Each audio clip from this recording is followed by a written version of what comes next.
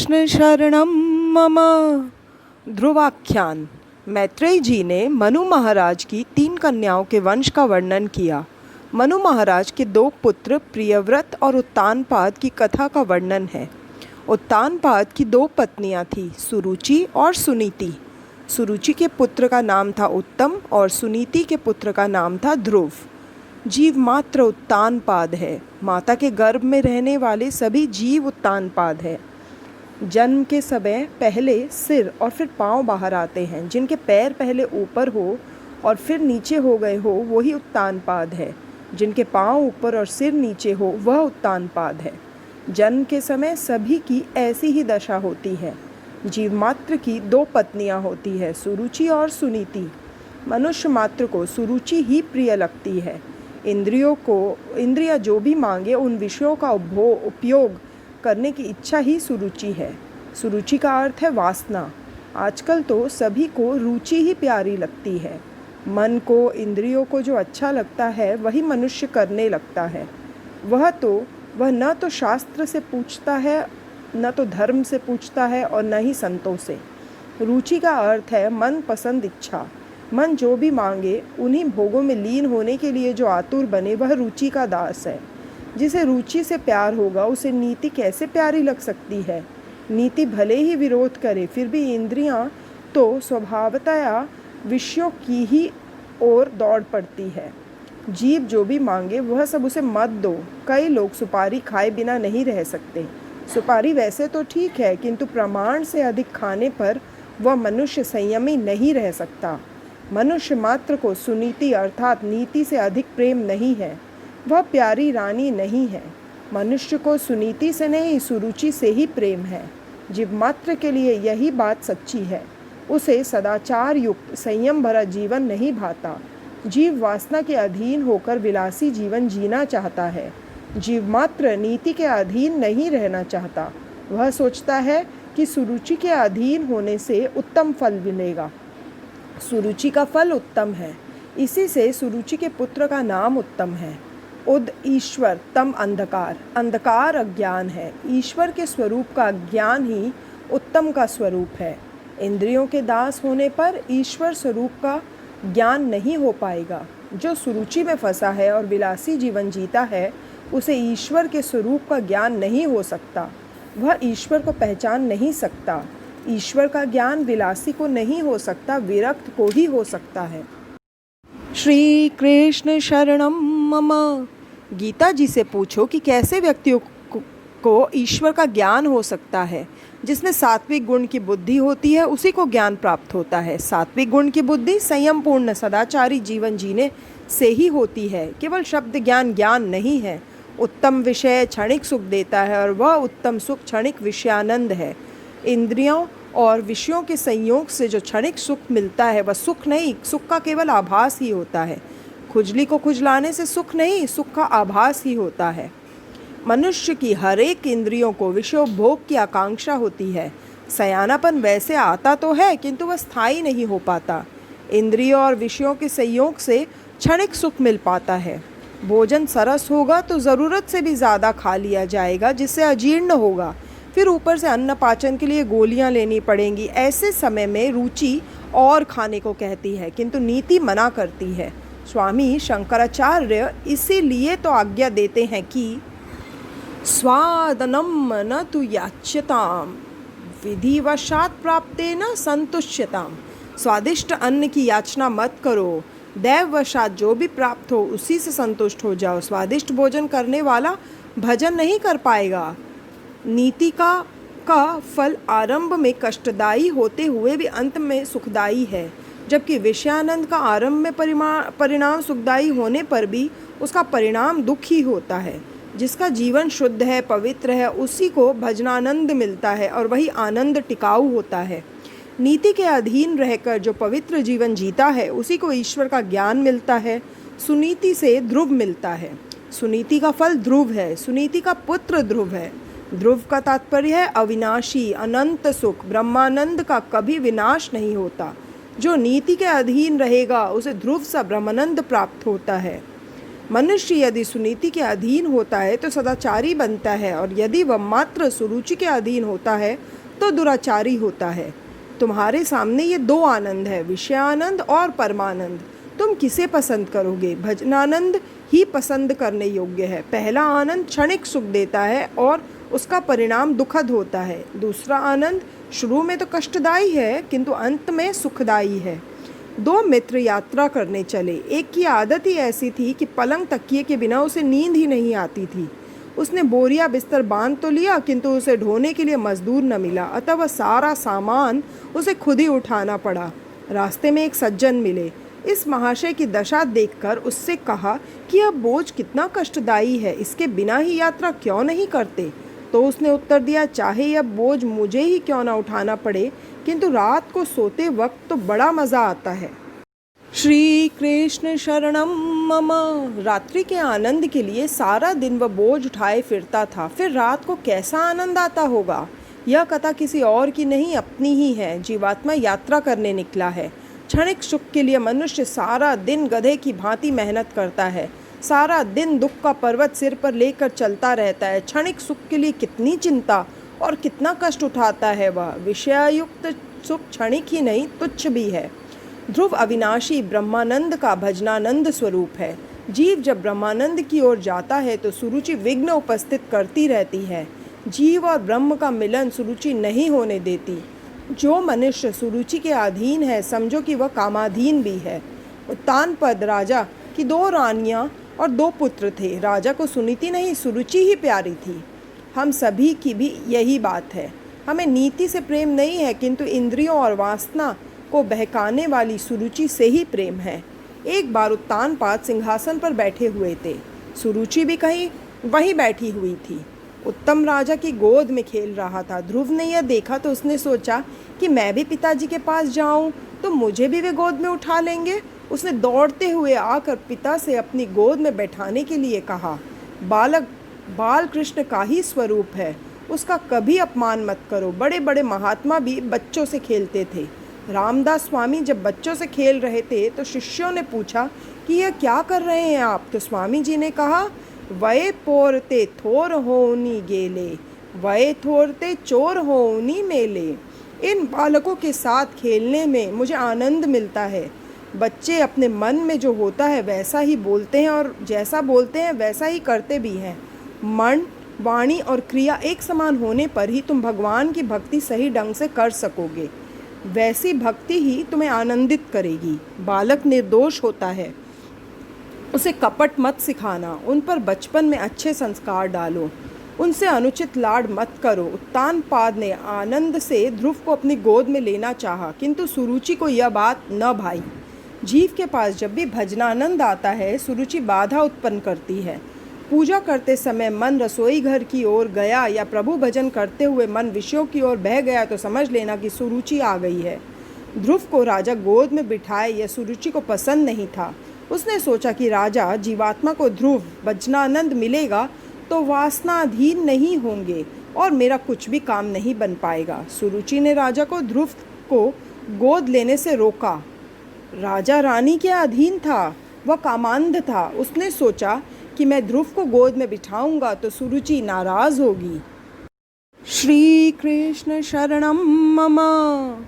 चाहे कुछ भी हो, मेरी रानी नाराज नहीं होनी चाहिए। ज़रूरत से ज़्यादा स्त्री के अधीन रहना पाप है।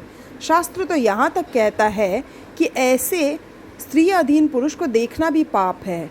वह था तो राजा, किंतु रानी का तो दास ही था। अक्सर सभी की ऐसी ही दशा होती है।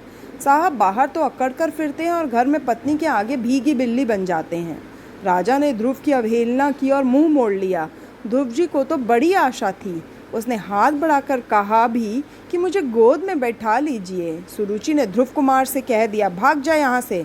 राजा की गोद में बैठने की पात्रता तुझमें नहीं है। तू राजा की अप्रिय रानी सुनीति का पुत्र है, सो तू उसकी गोद में नहीं बैठ सकता। ध्रुव जी ने पूछा, माता क्या मैं अपने पिता का पुत्र नहीं हूँ? सुखदेव जी वर्णन कर रहे हैं। सुरुचि ने उस समय ताना दिया कि तेरी माता रानी नहीं है, रानी मैं हूँ। तेरी माता दासी है। राजा की गोद में बैठने की इच्छा है तो तुझे मेरी कोख से जन्म लेना होगा। तू वन में जाकर तप कर और ईश्वर की आराधना कर और मेरी कोख में जन्म पाने की मांग कर। भगवान जब प्रसन्न होते हैं तो फिर तेरे घर में जन्म लेना ही क्यों मांगा जाए। किंतु सुरुचि मूर्ख थी जो इसलिए ऐसा बोल रही थी। ध्रुव को आशा थी कि पिताजी कुछ पल के लिए तो गोद में लेंगे ही, किंतु सुरुचि के अपमान से रोता हुआ वह अपनी माता सुनीति के पास लौट आया। तो सुनीति ने पूछा, बेटा तू क्यों रोता है, क्या हुआ है तुझे। बालक संस्कारी है इसलिए वह कुछ बोलता नहीं है, बार बार रो रहा है। सुनीति समझती है कि मेरा सयाना बेटा मेरी दशा अच्छी तरह समझता है। जिसकी माता सुनीति हो वह सुशील ही होता है। वंश में जब कई लोगों का पुण्य इकट्ठा होता है तभी पुत्र उदार निकलता है। ध्रुव ने सोचा कि मैं सारी बात बताऊंगा तो परंपरा के कारण माता पिता की निंदा करने का पाप होगा। तभी एक दासी ने आकर सारी बात बता दी। सारी बात सुनकर सुनीति के मन में विचार आया कि मैंने तो सुरुचि का कुछ नहीं बिगाड़ा। मेरे मुंह से मेरी सौत के लिए यदि कुछ कटु वचन निकल पड़ेंगे तो ध्रुव के मन में हमेशा के लिए वैर भाव के संस्कार जम जाएंगे और भविष्य में अनर्थ होगा। इस प्रसंग से सुनीति को दुख हुआ, किंतु वो अपने बालक को अच्छे संस्कार देना चाहती थी। वह चाहती थी कि अपने बालक को राज्य और संपत्ति चाहे न मिल पाए किंतु संस्कार तो अच्छे ही मिलने चाहिए। श्री कृष्ण शरणम मम। यदि माता सुनीति हो तो अपने बालक को 1000 शिक्षकों की अपेक्षा भी अधिक अच्छी शिक्षा दे सकती है। सुनीति ने दुख के आवेग को दबाकर धीरज से कहा, तेरी विमाता ने वैसे तो कुछ बुरा नहीं कहा है, उसने जो उपदेश दिया है वह अच्छा है और मैं भी तुझे उपदेश देती हूँ बेटा। यदि भिक्षा मांगनी ही है तो फिर भगवान से ही क्यों न मांगी जाए। मनुष्य से बहुत कुछ मांगने पर भी बहुत कम ही मिलेगा और कई बार तो अपमान या उपेक्षा ही मिलेगी। अतः ठाकुर जी से ही मांगो। भगवान जब देता है तो इतना अधिक दे देता है कि जीव वह सब कुछ ले भी नहीं पाता।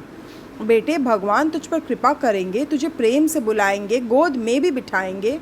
तेरी ही नहीं, जीव मात्र के सच्चे पिता परमात्मा ही है। मैंने तुझे नारायण को सौंप दिया है। जो पिता तेरा मुंह तक नहीं देखना चाहता उसके घर में पड़ा रहना निरर्थक है। इस घर में तू रहेगा तो तेरी सौतेली माता मुझे हमेशा कष्ट देती रहेगी, किंतु रोना नहीं, अन्यथा मुझे भी दुख ही होगा। तेरी भी माता ने तुझे जो वन में जाने के लिए कहा है वह ठीक ही किया है, इसमें तेरा कल्याण है। आराधयो दोक्षो जपाद पदम यदिच्छसे अधयासनमुत्तमो यथा। तू यदि उत्तम की भांति राज सिंहासन पर बैठने की इच्छा रखता है तो श्री भगवान के चरण कमलों की आराधना कर। अन्य भावे निज धर्म भाविते ममस्य अवस्थाप्य भजस्व पुरुषम। स्वधर्म पालन से पवित्र बने हुए अपने चित्त में पुरुषोत्तम भगवान की स्थापना कर और अन्य सभी का चिंतन छोड़कर केवल प्रभु का ही भजन कर। अब इस घर में मत रह, वन में जाकर भगवान नारायण का भजन कर। तो ध्रुव ने माता से कहा कि माता ने हम दोनों का अपमान किया है। इस घर में न तो मेरा सम्मान है और न तो तेरा। क्यों न हम दोनों ही वन में जाकर प्रभु का भजन करें। सुनीति ने इस पर कहा, बेटे मैं तो स्त्री हूँ, मेरे पिता ने तेरे पिता को मेरा दान दिया है, मुझे उनकी ही आज्ञा में रहना है। चाहे मेरा पति मेरा अपमान क्यों न करे, मुझसे पति का त्याग नहीं हो सकता। तू स्वतंत्र है, मैं परतंत्र। मुझे जो मेरी सौत की भी जो मेरे पति की प्रिय पत्नी है सेवा करनी है। मैं तुझे अकेला तो नहीं भेज रही हूँ, तेरे साथ मेरे आशीर्वाद भी तो है। परमात्मा तुझे अपनी गोद में बिठलाएंगे। जब तू मेरे गर्भ में था उस समय जिन्होंने तेरी रक्षा की थी वे वन में भी तेरी रक्षा करेंगे। अतः तू वन में जाओ, परमात्मा की वहाँ आराधना कर, मेरे नारायण तुझे अपनी बाहों में समा लेंगे। श्री कृष्ण शरणम मम। किंतु ध्रुव को अब भी डर लग रहा था। तो सुनीति पुत्र से कहती है, तू अकेला नहीं है, मेरे नारायण तेरे साथ ही है। जीव यह अनुभव नहीं करता है कि भगवान उसके साथ ही है, किंतु जीव मात्र के सच्चे मित्र तो नारायण ही है। भगवान यह नहीं देखते कि अमुक व्यक्ति धनिक है या गरीब, शिक्षित है या अशिक्षित, छोटा है या बड़ा। भगवान तो यही देखते हैं कि इस जीव के हृदय में मेरे लिए प्रेम है या नहीं। प्रभु को प्रेम से पुकारोगे तो वे दौड़ते हुए चले आएंगे। अपने दुख की कथा प्रभु से तुम एकांत में ही कहना, प्रभु को मनाओ। उनसे कहो कि मेरा पाप करने का स्वभाव छूट नहीं पाता है, कृपा करो, वे तुम्हारी प्रार्थना अवश्य सुनेंगे। ध्रुव ने पूछा, माता, मुझ जैसे अबोध बालक को भी भगवान मिलेंगे क्या? ध्रुव को समझाते हुए सुनीति ने कहा, हाँ बेटे, भगवान तुझे अवश्य मिलेंगे। दिल लगाकर भगवान का भजन करना। भगवान भावना के भूखे हैं। ईश्वर को जो प्रेम से पुकारता है उसके समक्ष वे अवश्य प्रकट होते हैं। बिना आतुरता के भगवान नहीं मिलते, आर्त होकर आरती करो।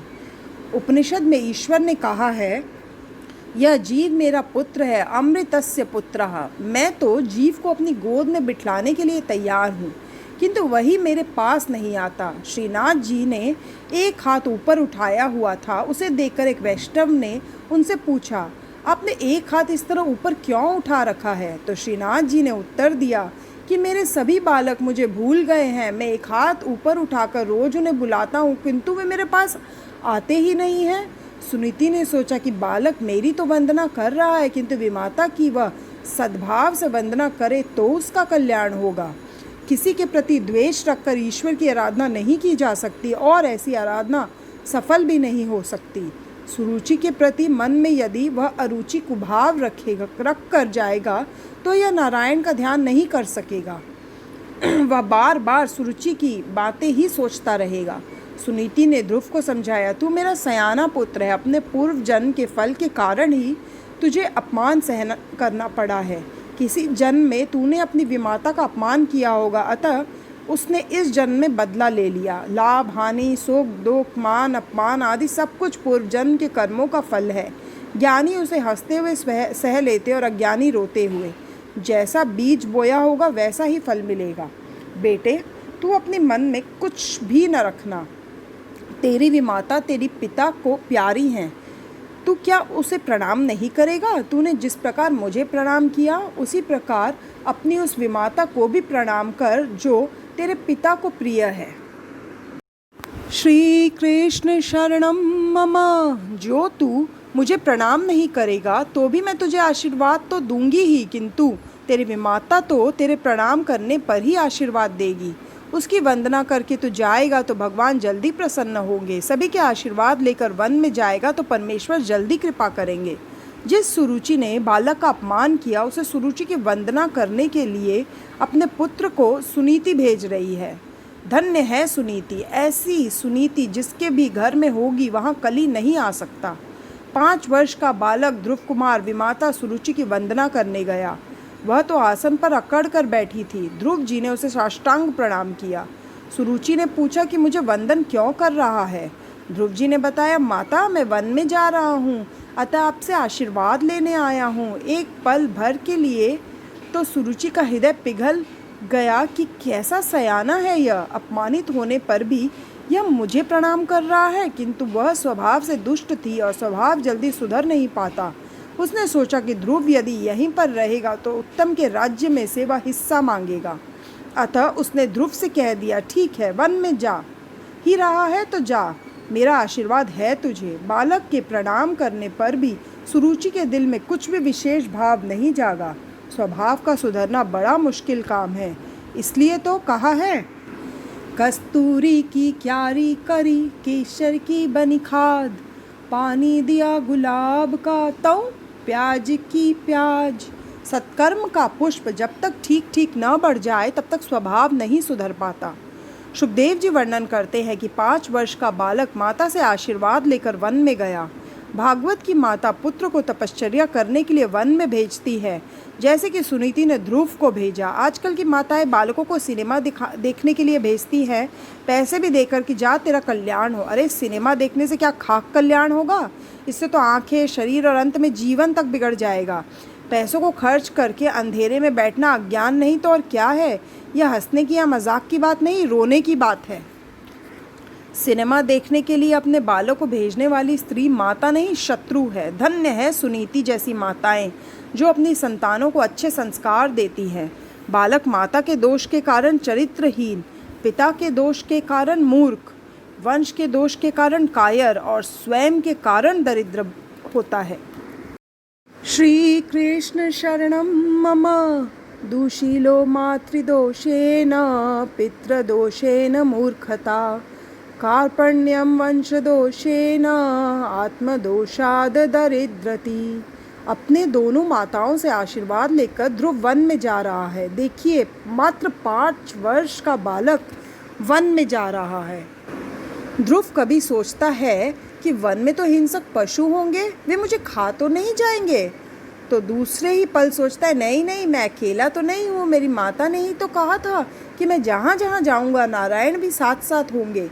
सभी को प्रणाम करके, सभी से आशीर्वाद लेकर जो व्यक्ति वन में जाता है उसे रास्ते में संत मिलते हैं। घर में जो झगड़ा करके जाता है उसे संत नहीं मिलते। झगड़ा करके गृहत्याग करने वाले को न तो राम मिलते हैं और न माया। मार्ग में ध्रुव जी सोच रहे हैं कि घर में तो माता मुझे बेटा कहकर पुकारती थी, किंतु यहाँ वन में मुझे बेटा कौन कहेगा, यहाँ मुझे गोद में कौन बिठाएगा, कौन मुझे प्यार करेगा। वे आगे बढ़ते ही जा रहे थे कि रास्ते में सामने से नारद जी आ मिले। ध्रुव जी ने सोचा कि यह कोई संत है। अच्छे संस्कार के कारण ध्रुव ने उन्हें साष्टांग प्रणाम किया। प्रणाम साष्टांग ही करना चाहिए। प्रकृति अष्टधा है। अष्टधा प्रकृति स्वरूप परमात्मा में मिल जाने की इच्छा व्यक्त करने के लिए साष्टांग प्रणाम करना है। प्रणाम करने से आत्मनिवेदन होता है। अधिकारी शिष्य को मार्ग में ही गुरु मिल जाते हैं। सद्गुरु और ईश्वर तत्व एक ही है। परमात्मा और सद्गुरु दोनों व्यापक हैं। सर्वव्यापी को खोजने की नहीं, पहचानने की आवश्यकता है। बालक की विनम्रता से नारद जी प्रसन्न हुए। उनका संत हृदय द्रवित हुआ। उस बालक को उन्होंने गोद में उठा लिया। सिर पर हाथ फेरने लगे। महापुरुष का हाथ जब मस्तक पर फिरता है तो मन के सारे विकार शांत हो जाते हैं। ध्रुव को लगा कि अपनी माता के आशीर्वाद से यहाँ मार्ग में एक और माता मिल गई। जन्मदाता माता बालक को स्तनपान करा के पुष्ट करती है तो गुरु रूपी माता हमेशा के लिए स्तनपान छुड़ाती है, अर्थात जन्म मृत्यु के चक्र से मुक्त कराती है, मोक्ष दिलाए, अतः फिर कभी जन्म लेकर स्तनपान करना ही न पड़े। स्तनपान कराने वाली माता श्रेष्ठ है या स्तनपान छुड़ाने वाली माता? स्तनपान छुड़ाने वाली माता गुरु ही श्रेष्ठ है। गुरु तो कहते हैं कि बेटा, तुझे मैं ऐसा उपदेश दूंगा कि फिर कभी स्तनपान करना ही न पड़े। नारद जी ने पूछा, बेटे तू कहाँ जा रहा है? श्री कृष्ण शरणम मम। ध्रुव जी ने कहा, भगवान के दर्शन करने के लिए मैं वन में जा रहा हूँ। मेरी माता ने बताया कि मेरे सच्चे पिता तो भगवान नारायण हैं। मैं उन्हीं की गोद में बैठने के लिए जा रहा हूँ। ध्रुव की बात सुनकर नारद जी ने उसकी परीक्षा लेनी चाहिए। सद्गुरु परीक्षा लेने के बाद ही शिष्य को उपदेश देते हैं। नारद जी ने उससे कहा, अरे अभी तू तो छोटा सा बच्चा है, या तेरी खेलने कूदने की अवस्था है, प्रभु का जप करने की नहीं। और भगवान तो यत् प्रसादम सवै पुंसाम दुराराधयो मतो मम। मेरा विचार है कि साधारण पुरुषों के लिए भगवान को प्रसन्न करना बड़ा ही कठिन कार्य है। तो जिनकी कृपा की इच्छा कर रहा है वे तो दुराराध्य है। बड़े बड़े ऋषि कई जन्मों तक ईश्वर की आराधना करते फिर भी उन्हें नहीं मिल पाते। वे भगवान का मार्ग ढूंढते तो हैं किंतु जान नहीं सकते। तो बड़ा होकर पहले हर प्रकार के सुखों का उपभोग कर और वृद्धावस्था में निवृत्त होकर वन में चले जाना, तब शांति से भजन करना, राम नाम जपना और भगवान का दर्शन कर लेना। तू चाहता है कि भगवान तुझे गोद में बिठा ले, किंतु बड़े बड़े ऋषि मुनि हजारों वर्षों की तपश्चर्या करने के बाद भी उन्हें पा नहीं सकते हैं। तो फिर तेरे जैसे बालक को तो वे मिलेंगे ही कैसे? अतः यही अच्छा है कि तू अपने घर वापस चला जा। ध्रुव कुमार ने कहा, जी नहीं, जिस घर में मेरा अपमान होता है वहाँ मैं नहीं रह सकता। अपने पिताजी के राज सिंहासन पर न बैठने का मैंने निश्चय किया है। इसी जन्म में प्रभु के दर्शन करने का भी निश्चय किया है। गुरुजी, आप मार्गदर्शन कराएं। ध्रुव का अटल निश्चय देखकर नारद जी ने कहा, धर्मार्थ काम मोक्षा खयम च इच्छेष्य आत्मना एकमेव हरेस्तत्र कारणम पाद सेवनम। जो व्यक्ति अपना कल्याण चाहता है और धर्म, अर्थ, काम और मोक्ष प्राप्त करना चाहता है तो उसके लिए एकमात्र साधन है श्री हरि के चरणों की सेवा। तू मधुवन में जा। वृंदावन में यह मधुवन है जहाँ ध्रुव जी को नारायण के दर्शन हुए थे। यमुना कृपालु है। यमुना महारानी कृपा देवी का अवतार है। भागवत में कुछ ऐसे स्थानों का निर्देश है जहाँ परमात्मा अखंड रूप से विराजते हैं। मधुवन में, श्रीरंगम आदि में, श्रीरंगम में अनंत शयनम पद्मनाभम है। द्वारिका में भी भगवान विराजते हैं। उन्होंने द्वारिका त्यागी नहीं है। बौड़ारा की भक्ति अनन्य थी, अतः उनका एक स्वरूप डाकोर आया था। गंडक नदी के किनारे पुलक ऋषि के आश्रम में भी उनका अखंड वास है, ऐसा भागवत के 5वें स्कंद में कहा गया है। श्री कृष्ण शरणम मम। वृंदावन में भगवान का अखंड वास है। यमुना जी तेरा ब्रह्म संबंध सिद्ध करेंगी। यमुना जी तेरे लिए सिफारिश करेंगी। अपात्र होने पर भी माता मानेंगी कि तू उसका हुआ है, अतः वे कृपा करेंगी। नारद जी ने ध्रुव को आज्ञा दी, तस्मात् गच्छ भद्रम ते यमुनायास्तटं शुभम पुण्यम मधुवनम यत्र सानिध्यम नित्यदाहरे। वत्स तेरा कल्याण हो। यमुना नदी के तट पर स्थित परम पवित्र मधुवन में तू जा, वहाँ श्री हरि का नित्य निवास है। वृंदावन प्रेम भूमि है, वहाँ रहकर भजन करने से मन जल्दी शुद्ध होता है। वृंदावन दिव्य भूमि है, वहाँ जीव और ईश्वर का मिलन शीघ्र होता है। ध्रुव जी ने पूछा, वृंदावन जाकर वहाँ परमात्मा की आराधना किस प्रकार करनी है? नारद जी ने कहा, ध्यान करने से पहले मानसी सेवा करना, चतुर्भुज नारायण की मानसी सेवा करना। उस समय मन की धारा कहीं टूट न जाए, इसका ख्याल रखना। ईश्वर में मन सतत संलग्न रहना चाहिए। मानसी सेवा श्रेष्ठ मानी गई है। भगवान शंकराचार्य भी कृष्ण की मानसी सेवा करते थे। जो अपने पास कुछ नहीं रखते, वैसे विरक्त सन्यासी मानसी सेवा करे, वह उत्तम है। किंतु गृहस्थ के मात्र मानसी सेवा करने से कुछ नहीं बन सकता। गृहस्थ को चाहिए कि वह मानसी और प्रत्यक्ष दोनों सेवा करे। मानसी सेवा के लिए उत्तम समय है प्रातः काल के 4 से 5:30 बजे का।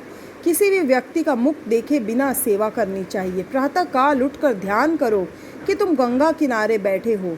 मन से ही गंगा जी में स्नान करो। अभिषेक के लिए चांदी के कलश में गंगा जल लाओ।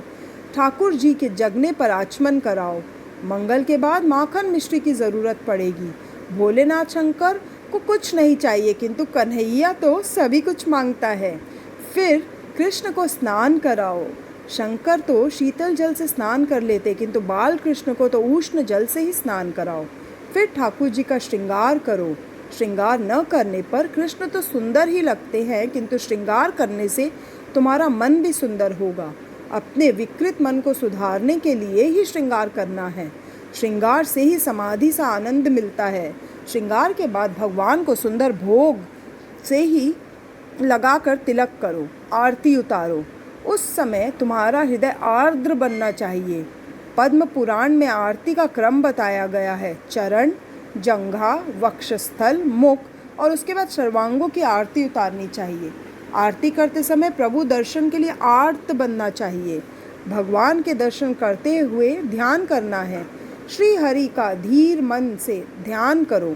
जप ध्यान सहित होना चाहिए। कुछ लोग ऐसे भी होते हैं जो जप करते समय भी संसार का ही चिंतन करते रहते हैं।